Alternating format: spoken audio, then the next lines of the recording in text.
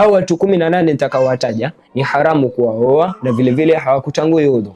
Watu 7 wa kwanza ni kutokamana na saba ya pili ni kutokamana na radha, kunyonya. Watu 4 wa mwisho ni kutokamana na ukwe.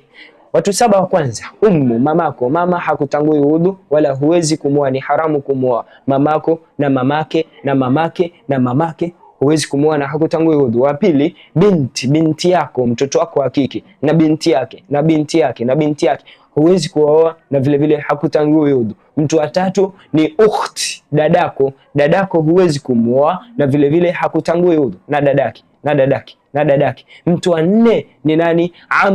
Amati wako, yani dadake babako na dadake huwezi kuoa na hakutangui udhu. Mtu mwingine wa 5 ni nani? Khalati, dadake mamako, huwezi kumwoa na hakutangui udhu, na dadake.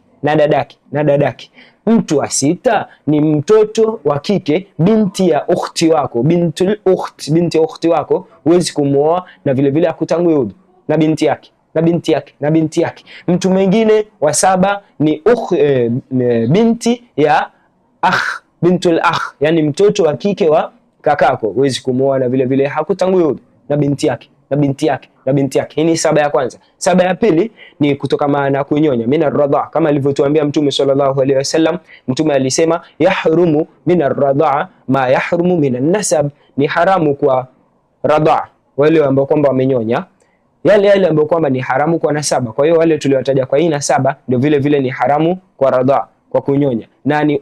min ar-radha, mama kutokamana na kunyonya. Wa pili, bint min ar-radha, binti yako ambaye kwamba amenyonya mke wako, wewe ndio ilikuwa sababu ya ile maziwa kutoka, ni haramu kumwoa. Wa tatu, ukhti, dadako ambaye kwamba mlinyonya naye sehemu moja, huwezi kumwoa na vile vile hakutangui udhu. Mtu wa 4 ni nani? Tumeambiwa wa kwanza bint, ukht, amati wako, yani dadake babako, yule baba ambaye kwamba baba min ar-radha, dadake huwezi kumwoa na hakutangui udhu.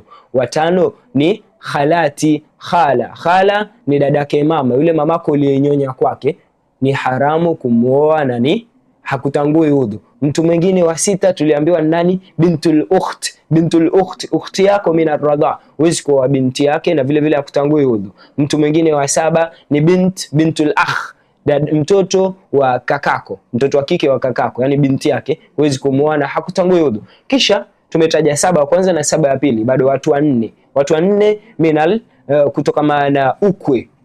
Ukwe ni wale ambao kwamba in-laws tunavyosema. Wa kwanza ni zauja, mamake mke wako, mamkwe, huwezi kumwoa na ni